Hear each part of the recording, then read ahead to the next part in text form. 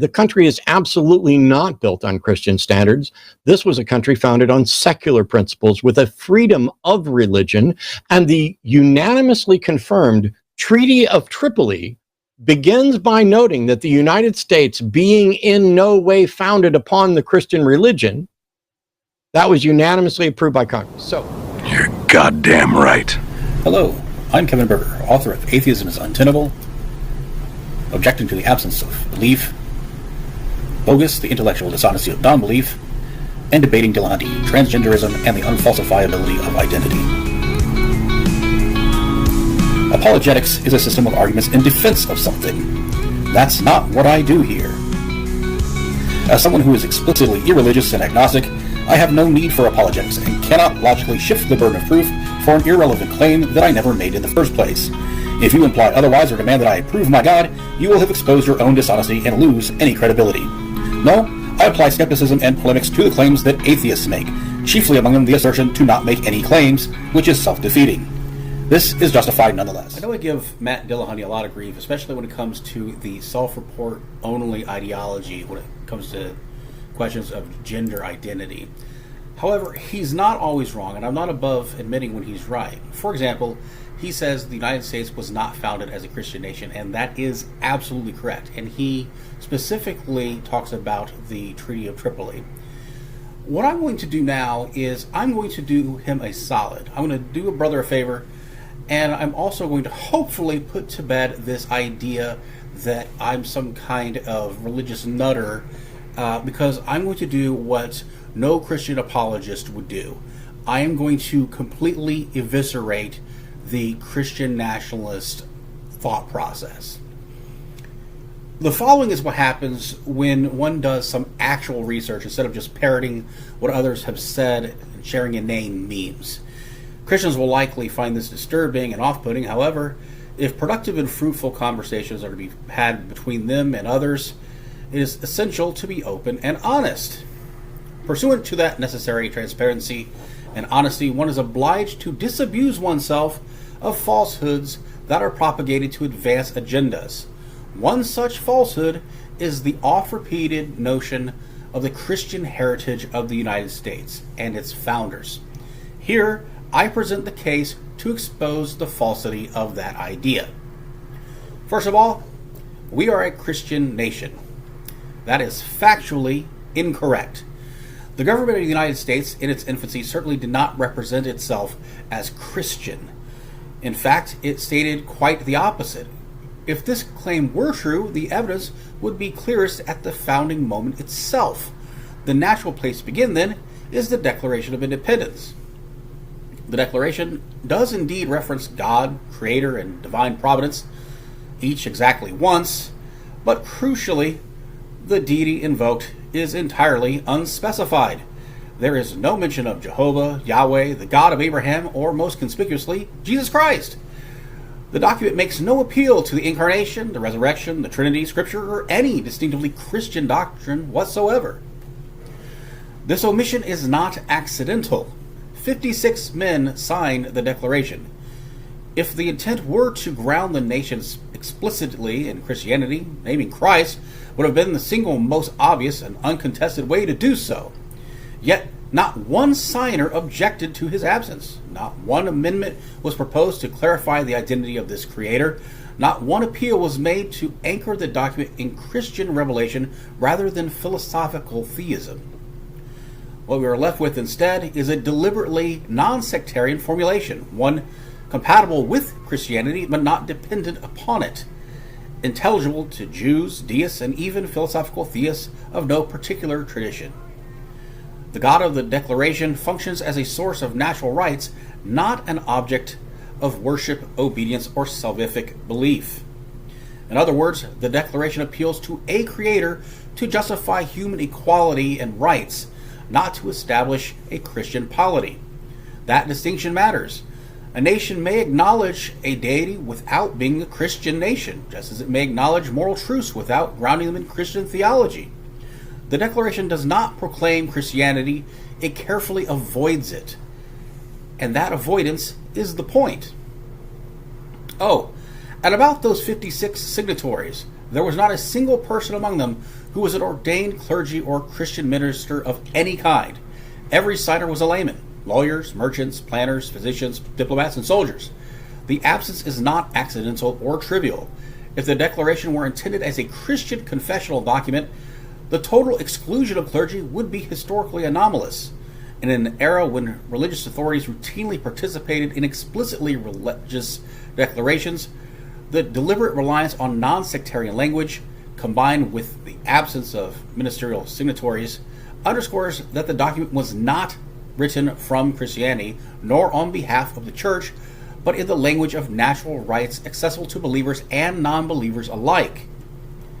It also bears mentioning that nowhere in the entirety of the United States Constitution, or any of its amendments, does God appear at all, let alone Jesus Christ. The document that actually establishes the structure, powers, and limits of the federal government is entirely silent on divine authority.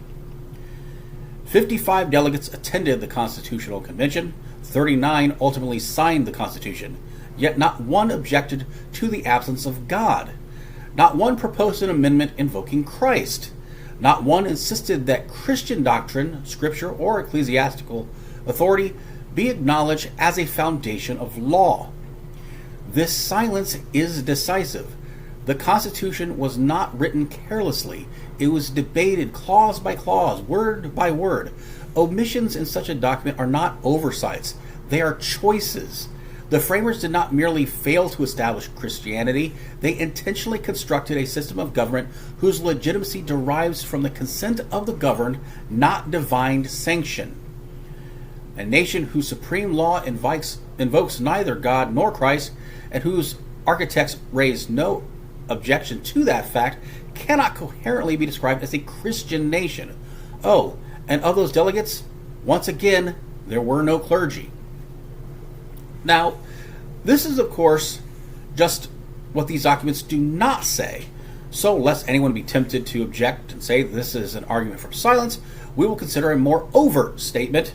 According to the Treaty of Peace and Friendship between the United States of America and the Bey and subjects of Tripoli of Barbary, the government of the United States of America is not, in any sense, founded on the Christian religion. The Treaty of Tripoli, as is more commonly known, was negotiated under George Washington, a signatory of the Constitution, signed by President John Adams, who signed the Declaration of Independence, in 1796, ratified in 1797, unanimously and without debate or discussion by the 23 of the 32 seated members of the United States Senate, which included, among others, Richard Stockton, who signed the Declaration of Independence, as well as William Blount and Robert Langdon, both of whom signed the United States Constitution. Blount and Langdon were also delegates to the Constitutional Congress, as was Senator Alexander Martin. Washington and Adams, of course, were both members of the First and Second Constitutional Congress as well. Not a single person objected to the document explicitly stating that the United States was not a Christian nation, or even thought it was important enough to even discuss the matter. Even if one grants that the clause was diplomatically motivated, the decisive fact is that no one objected to the truth of the claim. Now, strangely, some people mistakenly think this is some sort of gotcha. Will note that Article 11, which includes the aforementioned clause, does not appear in the Arabic version of the treaty. It's only present in the English language version. But that's actually worse, as it demonstrates that Tripoli did not demand the clause. It was not necessary for mutual understanding. It was not imposed externally. That means that the language, the government of the United States of America is not, in any sense, founded on the Christian religion, was voluntarily inserted by American negotiators into the English version.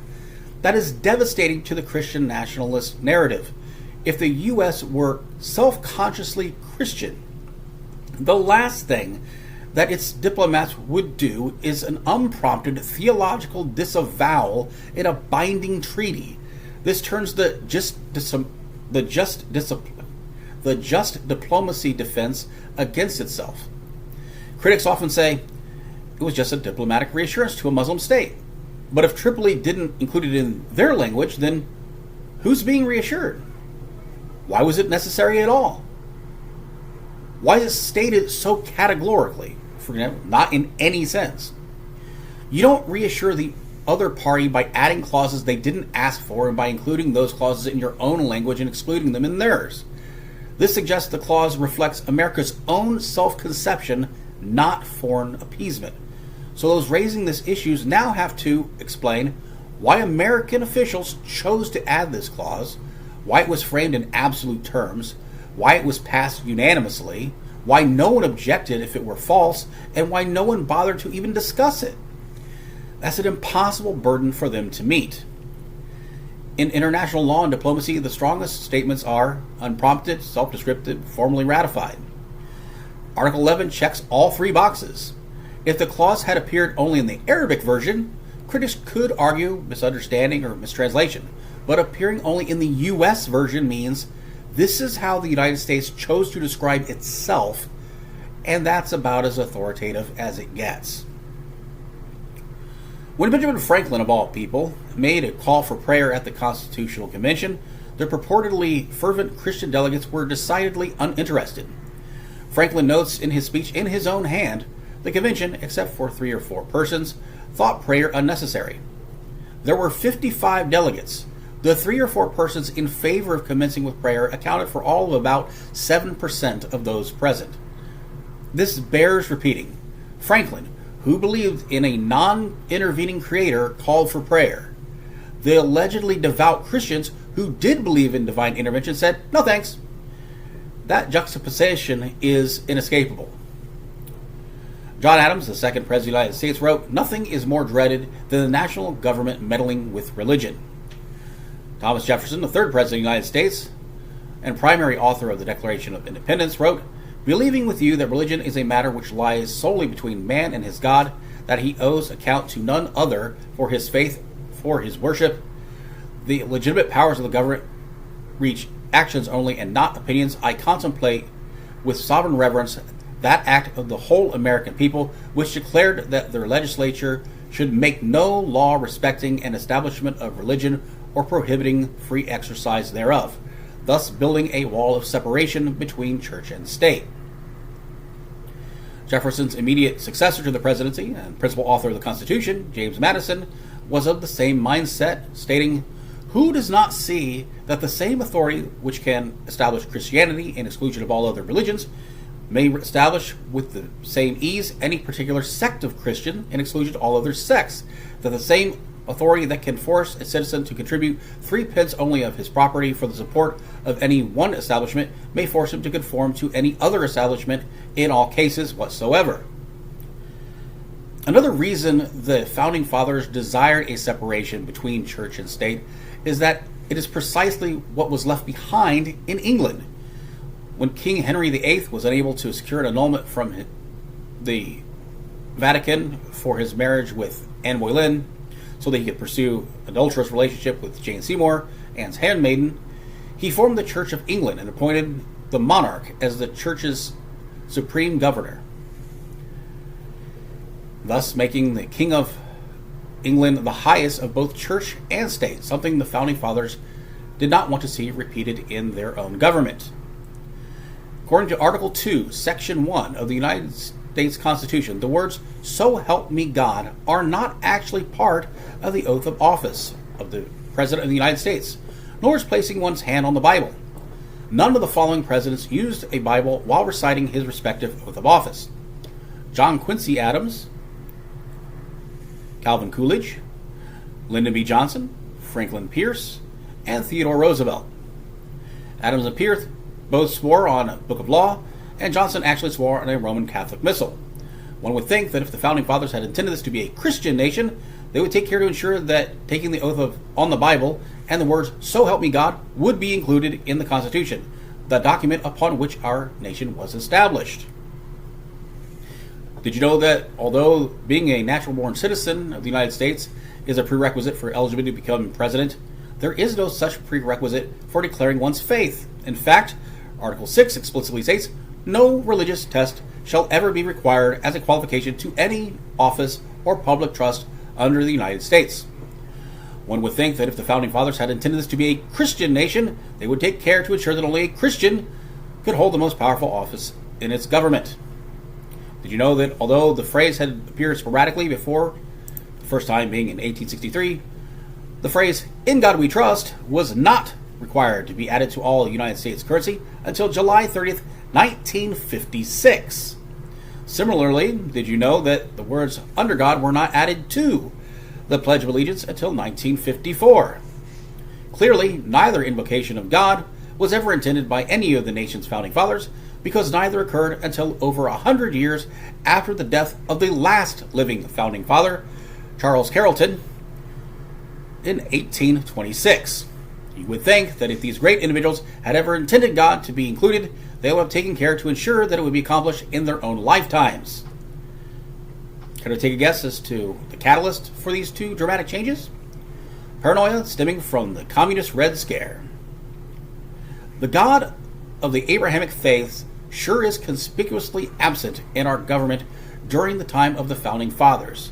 It's almost as if he was retroactively inserted after the fact, despite their stated intent. Our Founding Fathers were Christian, factually unsupported, and arguably false. While it is true that a great deal of evidence exists that indicates that the Founding Fathers believed in a God, that they prayed, that they attended church, evidence that they were specifically Christian is another thing entirely. Church participation at that time functioned as much as a means of social, political, and professional networking as it did a reflection of personal faith. Accordingly, church attendance alone is insufficient to establish religious conviction, let alone Christian orthodoxy. More fundamentally, submitting reference to a God is insufficient to support the assertion that these individuals were Christian. Jews believe in a God. Muslims believe in a God. In fact, both Jews and Muslims believe in the same God as Christians. Contrary to popular belief, Allah is not the Islamic name of God. It is a literal translation of the word God in Arabic. In Islam, God is referred to by many names, as in Christianity: Lord, Savior, Redeemer, etc. Moreover, both Judaism and Islam hold Jesus Christ of Nazareth to be a significant prophet. They are simply looking for another Messiah. Islam explicitly affirms both the Old Testament and the Gospel.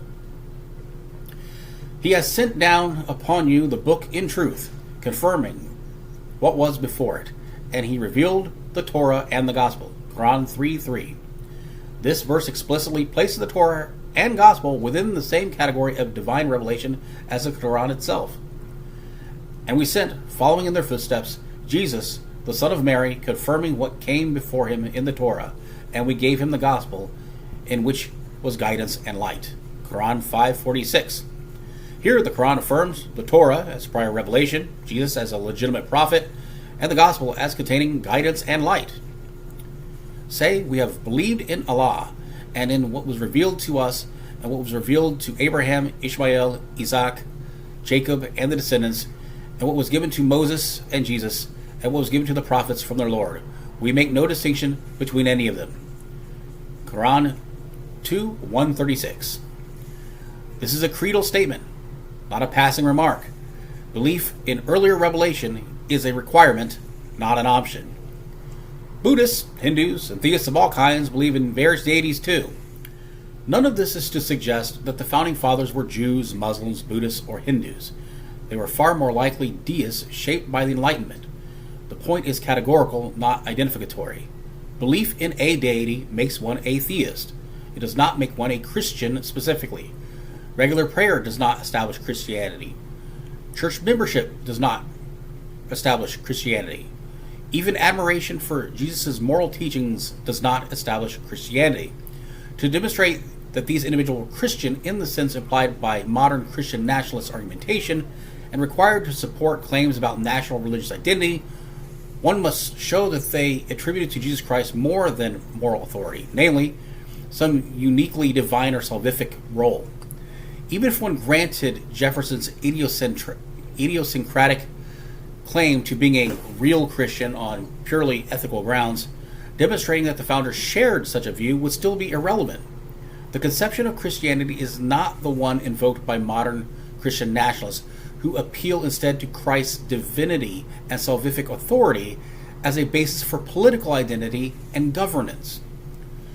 But I digress. Here is some of what the Founding Fathers have to say in their own words.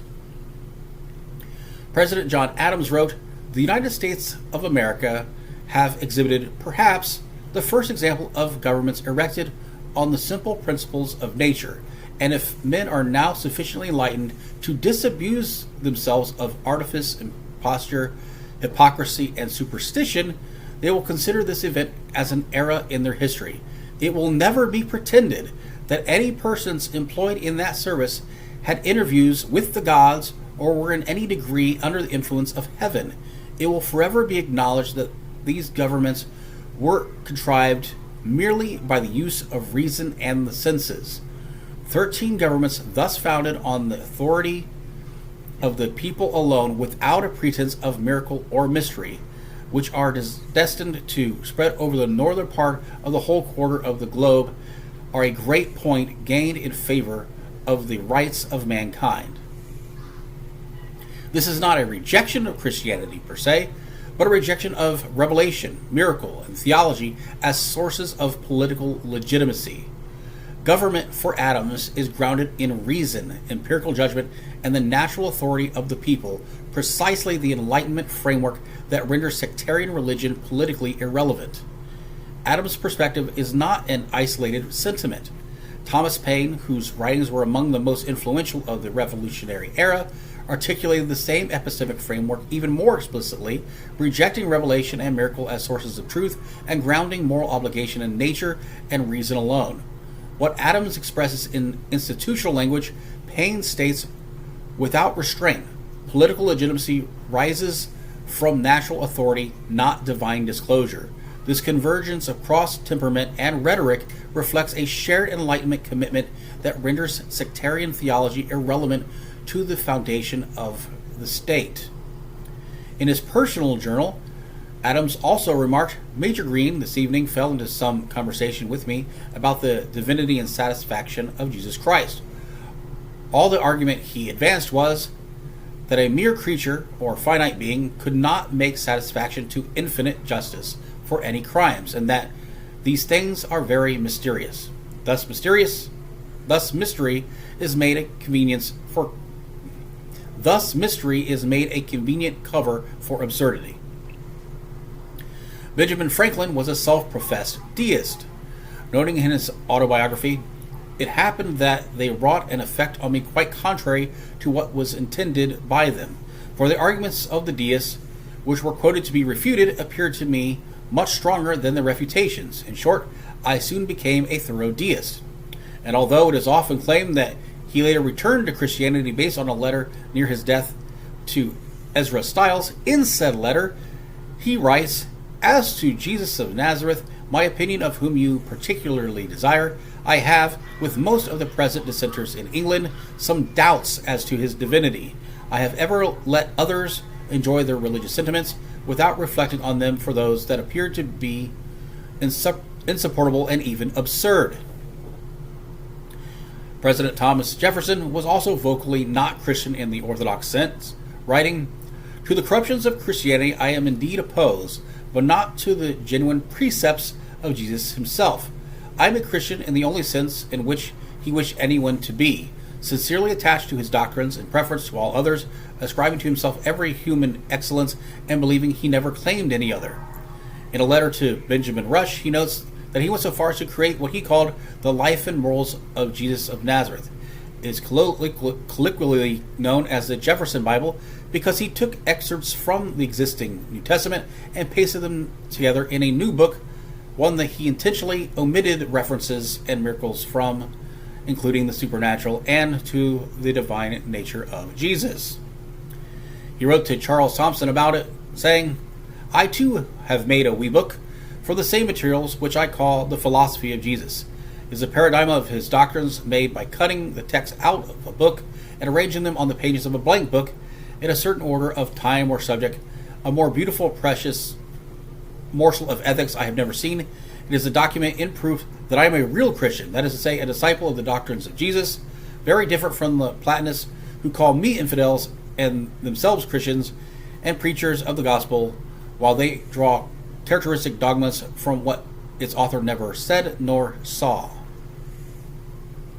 And he is decisively dismissive of established Christian doctrine, writing to Timothy Pickering, No one sees with greater pleasure than myself the progress of reason in its advances toward rational Christianity. when we shall have done away with the incomprehensible jargon of the Trinitarian arithmetic that 3 are 1 and 1 is 3, when we shall have knocked down the artificial scaffolding reared to mask from view the simple structure of Jesus, when in short we have unlearned everything which has been taught since his day and got back to the pure and simple doctrines he inculcated, we shall then truly and worthily be his disciples. And in my opinion, that is, if nothing had ever been added to or flowed purely from his lips, the whole world at this day would have been Christian. President James Madison wrote, "During almost 15 centuries has the legal establishment of Christianity been on trial, and what have been its fruits? More or less, in all places, pride and indolence in the clergy, ignorance and servility in laity, in both superstition, bigotry, and persecution." Finally, Thomas Paine himself wrote, "The quotations I then made were from memory only, but they are correct, and the opinions I have advanced in that book are the effect of the most clear and long-established conviction that the Bible and the Testament are impositions upon the world, and that the fall of man, the account of Jesus Christ being the Son of God, and his dying to appease the wrath of God, and of the salvation by that strange means, are all fabulous inventions, dishonorable to the wisdom and power of the Almighty, that the only true religion is deism, by which I then meant and mean now the belief of one God and the imitation of his moral character, or the practice of what are called moral virtues. And it was upon this only, so far as religion is concerned, that I rested all my hopes of happiness hereafter. So I now say, and so help me God." George Washington refers to God on 146 occasions throughout his writings, personal and public combined. However, not once is either Jesus or Christ mentioned. So take that for what it's worth. Of the 7 individuals typically considered our founding fathers, John Adams, Benjamin Franklin, Alexander Hamilton, John Jay, Thomas Jefferson, James Madison, and George Washington, only Hamilton and Jay seem plausibly to meet the theological criteria of Orthodox Christianity, affirming the divinity of Christ and traditional Christian belief. This matters because the claim is not merely that some founders were religious, but that the founding fathers were Christian in a way that would justify calling the United States a Christian nation. The historical record does not support that claim. At best, it supports a pluralistic mix of deism, theism, heterodox Christianity, and outright skepticism, united not by theology, but by shared commitment to reason, natural rights, and liberty of conscience. We were founded on Christian principles. Now, this one is factually disingenuous. In order to illustrate why this assertion is misleading, the bedrock principles upon which the United States were founded must be identified. The preamble to the Declaration of Independence provides several of these principles. We hold these truths to be self-evident, that all men are created equal, that they are endowed by their Creator with certain unalienable rights, that among these are life, liberty, and the pursuit of happiness. The Declaration also refers to justice. Thus, the core principles upon which the nation was founded could fairly and accurately be identified as truth, equality, life, liberty, and justice. The problem is that none of the aforementioned principles are exclusive to Christianity.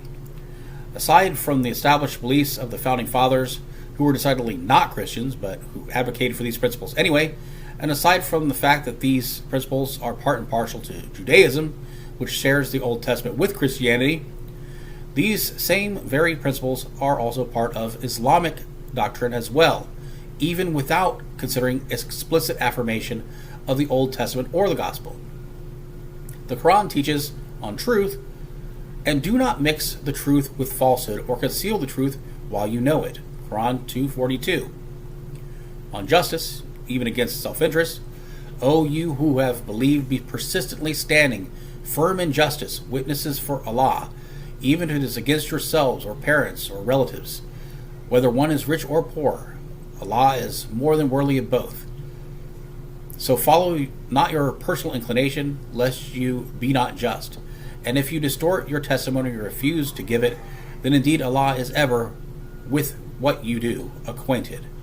Quran 4:135. On the sanctity of life. Because of that, we decreed upon the children of Israel that whoever kills a soul, unless for a soul, or for corruption done in the land, it is as if he had slain mankind entirely. And whoever saves one, it is as if he had saved mankind entirely. And our messengers had certainly come to them with clear proofs. Then indeed many of them, even after that, throughout the land were transgressors. Quran 5:32. On charity, truth, equality, and the manumission of slaves, righteousness is not that you turn your faces toward the east or the west, but true righteousness is when one who believes in Allah, the last day, the angels, the book, the prophets, and gives wealth in spite of love for it to relatives, orphans, the needy, the traveler, those who ask for it, for help, and for freeing slaves, and who establish prayer and give zakah, those who fulfill their promise when they promise, and those who are patient in poverty and hardship and during battle. Those are the ones who have been true, and it is those who are the righteous. Quran 2:177. And on equality, indeed, the Muslim men and Muslim women, the believing men and believing women, the obedient men and obedient women, the truthful men and truthful women, the patient men and patient women, the humble men and humble women, the charitable men and charitable women, the fasting men and fasting women, the men who guard their private parts and the women who do so, and the men who remember Allah often and the women who do so. For them Allah has prepared forgiveness and a great reward. Quran 33:35. It could be argued that on the points of equality and freedom, Islam is ahead of Christianity and Judaism because the Quran makes a clear statement that men and women are to be treated as equals. Though, as is often the case, the sacred scriptures are subverted, and unlike Holy Bible, the Quran actually calls for the release of slaves from their servitude. I'm sure that if we were to delve in the Tripitaka and other texts of Buddhism, the Bhagavad Gita and other texts of Hinduism and elsewhere, we would find these principles taught there as well. And we can also find these taught by atheists in documents like the Secular Humanist Manifestos. But that's beside the point. The issue is not which religion, if any, is the best, which one best embodies the values. The issue is whether these values require Christianity to exist, to be justified, or to govern. Clearly, they do not. Obviously, these passages are not obscure or marginal. They express core moral commitments that map cleanly onto the same principles cited in the Declaration of Independence. This is decisive. If the foundational values of the United States can be fully affirmed within non-Christian frameworks, then those values cannot logically be said to be Christian in any exclusive or constitutive sense. Appealing to Christian values as the foundation of the United States commits a basic category error, mistaking universally accessible moral principles for sectarian theological property. The founders did not adopt Christian doctrine and derive rights from it. They adopted principles intelligible across traditions and grounded political legitimacy in reason, nature, and consent, not revelation. That is why the United States can coherently affirm these values without being a Christian nation, and why invoking Christian values does nothing whatsoever to establish the claim. I have now provided the case for why it is misleading at best to say the United States of America was established as a Christian nation by Christian founders on Christian principles, and at worst, it's deliberately dishonest. I have provided dozens of citations, which you'll find in the pinned comment and in the description of this video, as evidence to substantiate this, most being direct quotes from the individuals themselves. The reality is that while these people believed in a higher power, their worldviews were undoubtedly influenced by their personal beliefs. They were just that, their personal beliefs, and they endeavored to keep those beliefs separate from their official functions within the government. Theism and religion and secularism are not mutually exclusive propositions. And contrary to arguments made by the religions, a compelling case has now been made, based on their own words and actions, that despite their own belief in the divine, the founders were also secularists and established the United States accordingly. The continued propagation of demonstrable falsehood only undermines your own credibility as an apologist. Stop it!